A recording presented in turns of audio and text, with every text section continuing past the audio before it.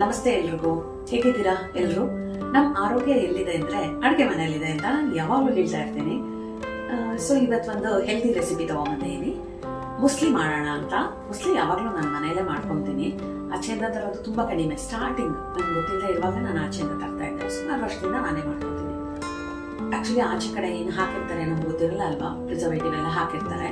ನಾವೇ ಮನೇಲಿ ಹಾಕಿದ್ರೆ ಎಷ್ಟು ಡ್ರೈ ಫ್ರೂಟ್ಸ್ ಹಾಕಿದ್ವಿ, ಏನೆಲ್ಲ ಹಾಕಿದ್ವಿ, ಅವೇ ಸೀಡ್ಸ್ ಹಾಕಿದ್ವಿ, ಅದೆಲ್ಲ ನಮಗೆ ಗೊತ್ತಿರುತ್ತೆ.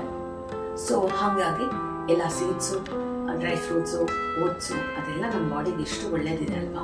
ಅದು ಬಂದು ಸ್ವಲ್ಪ ತಿಂದ್ಬಿಟ್ರೆ ನಮಗೆ ಹೆವಿಯೇನೂ ಅನಿಸುತ್ತೆ. ಒಂದು ವಾರದಲ್ಲಿ ಒಂದು 3-4 ದಿನ ಆದರೂ ಒನ್ ಟೈಮ್ ಬ್ರೇಕ್ಫಾಸ್ಟು ಅಥವಾ ಡಿನ್ನರ್ ಏನಕ್ಕಾದರೂ ಒಂದಕ್ಕೆ ಅದನ್ನು ತೊಗೊಂಡ್ರೆ ಸಾಕು. ಬೇಕಾಗಿರೋ ಪ್ರೋಟೀನ್ಸ್, ವಿಟಮಿನ್ಸ್ ಸಿಗುತ್ತೆ. ಪ್ಲಸ್ ನಮಗೆ ಫುಡ್ಡು ಹೊಟ್ಟೆನೂ ತುಂಬ್ದಂಗೆ ಅನಿಸುತ್ತೆ. ಸೊ ಅದಕ್ಕೆ ಏನೇನು ಇಂಗ್ರೀಡಿಯೆಂಟ್ ಬೇಕು, ಅದನ್ನು ಹೇಗೆ ಮಾಡೋದು, ನಾನು ಹೇಗೆ ಮಾಡ್ತೀನಿ ಅಂತ ನಿಮ್ಮ ಜೊತೆ ಹಂಚ್ಕೊಳ್ಳೋಕ್ಕೆ ಇಷ್ಟಪಡ್ತೀನಿ. ಬನ್ನಿ ನೋಡೋಣ ಹೇಗೆ ಮಾಡೋದು ಅಂತ.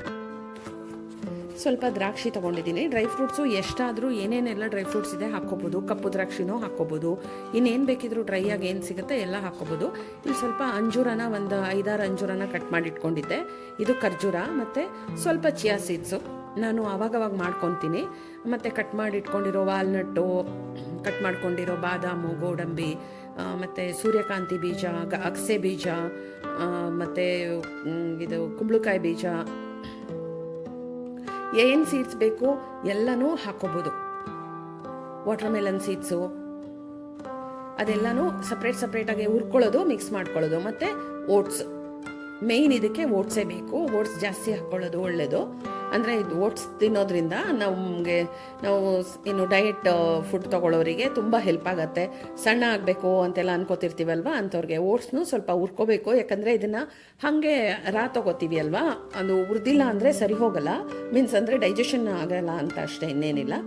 2 ಕಪ್ಪು ನಾನು ಓಟ್ಸ್ ತೊಗೊಂಡಿದ್ದೀನಿ ಆ ಬೌಲಲ್ಲಿ. ಅದನ್ನು ಫಸ್ಟು ಎಲ್ಲನೂ ಸಿಮ್ಮಲ್ಲೇ ಇಟ್ಕೊಂಡು ಹುರ್ಕೋಬೇಕು. ಮತ್ತು ಇದಕ್ಕೊಂದು ಸಿರಪ್ ಬೇಕಾಗತ್ತೆ. ಅದಕ್ಕೆ ಸ್ವಲ್ಪ ಬೆಲ್ಲನ ಹಾಕ್ಕೊಂಡು ಸ್ವಲ್ಪ ಬೆಲ್ಲ, ಜೇನುತುಪ್ಪ ಏನಾದರೂ ಹಾಕ್ಕೋಬೋದು. ನಾನು ಬೆಲ್ಲ ಕರ್ಗಕ್ಕಿಟ್ಟಿದ್ದೀನಿ. ಆ ಕಡೆ ಕರ್ಗೋ ಅಷ್ಟರಲ್ಲಿ ಇದು ಹುರ್ಕೋಬೋದು ಅಂತ ಅಷ್ಟೇ. ಸಿಮ್ಮಲ್ಲಿ ಇಟ್ಕೊಂಡು ಹುರ್ಕೊಳ್ಳಿ. ಸ್ವಲ್ಪ ಕಾರ್ನ್ಫ್ಲೆಕ್ಸ್ ಅದನ್ನು 1-2 ಬಟ್ಲು ಇಟ್ಕೊಂಡಿದ್ದೀನಿ. ರುಚಿ ಚೆನ್ನಾಗಿರುತ್ತೆ ಅಂತ ಅಷ್ಟೇ ಅವೆಲ್ಲ ಹಾಕ್ಕೊಳ್ಳೋದು. ಆಮೇಲೆ ಬರೀ ಓಟ್ಸೆ ತಿನ್ನುವಾಗ ಬೇಜಾರಾಗುತ್ತೆ ಅನಿಸಿದ್ರೆ ಇದನ್ನೆಲ್ಲ ಹಾಕ್ಕೊಂಡ್ರೆ ಆರೋಗ್ಯಕ್ಕೂ ಒಳ್ಳೆಯದು. ಮತ್ತು ತಿನ್ನುವಾಗೂ ನಮಗೆ ಬೇಜಾರು ಅನಿಸಲ್ಲ. ಇವಾಗ ವಾಲ್ನಟ್ ಹಾಕ್ಕೊಂಡೆ. ಸ್ವಲ್ಪ ಎಲ್ಲನೂ ಕಟ್ ಮಾಡಿ ಇಟ್ಕೊಂಡ್ರೆ ಸಾಕು. ಅದು ವಾಲ್ನಟ್ ಎಲ್ಲ ನಮ್ಮ ಬ್ರೈನಿಗೆಲ್ಲ ಎಷ್ಟು ಒಳ್ಳೇದಿದೆ ಅಲ್ವಾ. ಮತ್ತು ಇದೆಲ್ಲ ತಿಂದರೆ ಹೊಟ್ಟೆ ಫುಲ್ಲಾದಾಗ ಅನಿಸ್ಬಿಡುತ್ತೆ. ಮತ್ತು ನಮಗೆ ಬೇರೆ ಏನೂ ಬೇಕನ್ಸಲ್ಲ.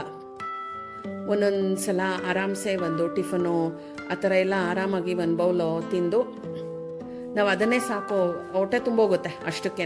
ಒಂದು ಸ್ವಲ್ಪ ಹಾಲು ಮಿಕ್ಸ್ ಮಾಡಿಕೊಂಡು ತೊಗೊಂಡ್ರೆ ಆಯಿತು. ಒಂದೊಂದನ್ನು ಸಪ್ರೇಟಾಗಿ ಹುರ್ಕೋಬೇಕು ಅಷ್ಟೇ. ಈಸಿನೇ, ಬೇಗ ಆಗುತ್ತೆ. ಆಚೆ ಎಲ್ಲ ತಂದು ಅದು ಇದು ಅನ್ನೋ ಬದಲು ನಾವು ಮನೇಲಿ ಮಾಡಿಕೊಂಡ್ರೆ ನಾವೇನು ಹಾಕಿರ್ತೀವಿ ಅನ್ನೋದು ನಮಗೆ ಗೊತ್ತಿರುತ್ತೆ. ಬಾದಾಮಿಂದ ಮಕ್ಳಿಗಾಗಲಿ ನಮಗಾಗಲಿ ಎಲ್ಲ ಎಷ್ಟು ಒಳ್ಳೆಯದಿದೆ. ದಿನಕ್ಕೆ ಒಂದು 2-3 ಆದರೂ ಬಾದಾಮ್ ತಿನ್ನಿ ಅಂತ ಎಲ್ಲರೂ ಹೇಳ್ತಾರೆ ಅಲ್ವಾ. ಮತ್ತು ಇನ್ನು ಸೀಡ್ಸು ಅಷ್ಟೇ, ಅದರಿಂದ ಬರೋ ಆಯಿಲು ನಮ್ಮ ಬಾಡಿಗೆ ತುಂಬ ಒಳ್ಳೆಯದು ಅಂತಾರೆ ಅಲ್ವಾ. ಹಾಗಾಗಿ ಅಗಸೆ ಬೀಜ ಅಲ್ಲಿ ಅದರಲ್ಲೂ ತುಂಬ ಒಳ್ಳೆ ಇದಿದೆ. ನಮ್ಮ ದೇಹಕ್ಕೆ ಬೇಕಾಗುವಂಥ ಒಳ್ಳೊಳ್ಳೆ ಕ್ವಾಲಿಟೀಸ್ ಇದೆ ಅಗಸೆ ಬೀಜ ಅಲ್ಲಿರ್ಬೋದು. ಆಮೇಲೆ ಸೂರ್ಯಕಾಂತಿ ಬೀಜ ಅಲ್ಲಿರ್ಬೋದು. ಅದನ್ನೆಲ್ಲ ಹಾಗೆ ಕೆಲವರೆಲ್ಲ ಅದನ್ನು ಹುರಿದಿಟ್ಕೊಂಡು ತಿಂತಾರೆ. ಹಿಂಗೆ ಮಾಡಿಟ್ಕೊಂಡ್ರೆ ದಿನಕ್ಕೆ 1 ಬೌಲು ತೊಗೊಂಡ್ರು ಒಂದು ಟೈಮಿಗೆ ಸಾಕನ್ಸ್ಬಿಡುತ್ತೆ. ಎಲ್ಲನೂ ಹಾಕ್ಕೊಂಡು ಒಂದು ಸ್ವಲ್ಪ ಫ್ರೈ ಮಾಡ್ಕೊಳ್ಳೋದಷ್ಟೆ.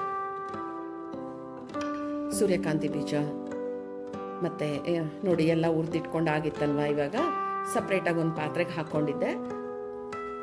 ಈ ಪಾತ್ರೆಯಲ್ಲೇ ನಾನೆಲ್ಲ ಮಿಕ್ಸ್ ಮಾಡ್ಕೊಳ್ಳೋದು. ಫಸ್ಟ್ ಓಟ್ಸ್ ಮಾತ್ರ ನೀಟಾಗಿ ಫ್ರೈ ಮಾಡ್ಕೊಂಬಿಡಿ ಸಪ್ರೇಟಾಗಿ ಇಟ್ಕೊಂಡು.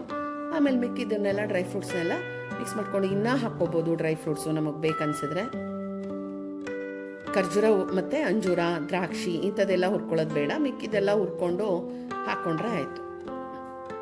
ಇವಾಗ ಅದು ಬೆಲ್ಲ ಒಂದ್ಸಲ ಸೋಸ್ಕೊಂಬಿಡೋಣ ಸಿರಪ್ನ. ಅದರಲ್ಲಿ ಏನಾದ್ರು ಕಸ ಅದು ಇದು ಇರುತ್ತಲ್ವಾ, ಅದಕ್ಕೆ ಸಲ ಸೋಸ್ಕೊಂಡು ನೀಟಾಗಿ ಮಿಕ್ಸ್ ಮಾಡಿ ಇಟ್ಕೊಂಡ್ರೆ ನಮ್ಮ ಹೋಮ್ ಮೇಡ್ ಮುಸ್ಲಿ ರೆಡಿ ಆಗೋಗುತ್ತೆ. ತಿನ್ನೋಕ್ಕೂ ಕ್ರಂಚಿ ಆಗೇ ಇರುತ್ತೆ ಅದು. ಅದೇನು ಹಾಗೆ ಮೆತ್ತಗೆಲ್ಲ ಆಗಲ್ಲ. ನಾವು ಆಚೆ ಕಡೆ ಇಟ್ಕೊಂಡ್ರೂ 1 ಮಂತು ಹಾಗೆಲ್ಲ ಇಟ್ಕೋಬೋದು, 1 ಮಂತ್ 2 ಮಂತ್ ಎಲ್ಲ ಏನೂ ಆಗಲ್ಲ. ಬಟ್ ಇದನ್ನು ಡ್ರೈ ಮಾಡ್ಕೋಬೇಕು ಅಷ್ಟೇ. ಹಿಂಗೆ ನೀಟಾಗಿ ಮಿಕ್ಸ್ ಮಾಡಿಬಿಟ್ಟು ಆ ಬೆಲ್ಲ ಎಲ್ಲದಕ್ಕೂ ಅಂಟ್ಕೋಬೇಕು. ಮತ್ತು ಇದಕ್ಕೆ ಮೇಲೆ ನಾವು ಇನ್ನೇನು ಹಾಕ್ಕೊಳ್ಳೋ ಅಷ್ಟಿಲ್ಲ. ಇವಾಗ ನಾವು ಡೈರೆಕ್ಟಾಗಿ ಹಿಂಗೇನೂ ತಿನ್ಬೋದು, ಕ್ರಂಚಿಯಾಗಿರುತ್ತೆ. ಇಲ್ಲ ಅಂದರೆ ಬಿಸಿ ಹಾಲು ಮಾಡಿಕೊಂಡು ಬಿಸಿ ಹಾಲಿಗೆ ಹಾಕ್ಕೊಂಡು ತೊಗೋಬೋದು. ಬಿಸಿ ಹಾಲಿಗೆ ತೊಗೊಳ್ಳುವಾಗ ಅದಕ್ಕೂ ಏನು ಸಕ್ಕರೆ ಎಲ್ಲ ಬೇಡ, ಡೈರೆಕ್ಟಾಗಿ ಹಾಲು ಬಿಸಿ ಮಾಡ್ಕೊಳ್ಳೋದು, ಈ ಬಟ್ಲಿಗೆ 1 ಬಟ್ಲಿಗೆ ಅದನ್ನು ಹಾಕ್ಕೊಳ್ಳೋದು, ಹಾಗೆ ತಿನ್ನೋದು. ಮಕ್ಳಿಗೂ ಒಳ್ಳೆಯದು, ದೊಡ್ಡವರಿಗೂ ಒಳ್ಳೆಯದು. ಮಕ್ಕಳು ಕೂಡ ಇಷ್ಟಪಟ್ಟೆ ತಿಂತಾರೆ ಇದನ್ನು. ಯಾಕಂದರೆ ಒಂಥರ ಅನಿಸಲ್ಲ ಇದರಲ್ಲಿ ಇಷ್ಟೆಲ್ಲ ಡ್ರೈ ಫ್ರೂಟ್ಸ್ ಇದೆ, ಆಮೇಲೆ ಓಟ್ಸ್ ಹಾಕಿದ್ದೀವಿ ಅಂತ ಖಂಡಿತ ಅನಿಸೋದೇ ಇಲ್ಲ. ಓಟ್ಸಲ್ಲಿ ಹೆಚ್ಚು ಫೈಬರ್ ಇರೋದ್ರಿಂದ ನಮಗೆ ಡಯಟ್ ಮಾಡೋರಿಗೆ, ಸಣ್ಣ ಆಗಬೇಕು ಅಂತ ಅಂದ್ಕೊಳ್ಳೋರಿಗೆ ಇದು ಒಂದು ಒಳ್ಳೆ ಫುಡ್ಡೇ. ಡೈಲಿ 1 ಟೈಮು ಇದನ್ನು ತೊಗೊಂಡು ಆಮೇಲೆ ಯಾವಾಗಾದರೂ ಸ್ವಲ್ಪ ಊಟ ಮಾಡ್ಕೊಂಡ್ರೂ ಸಾಕು.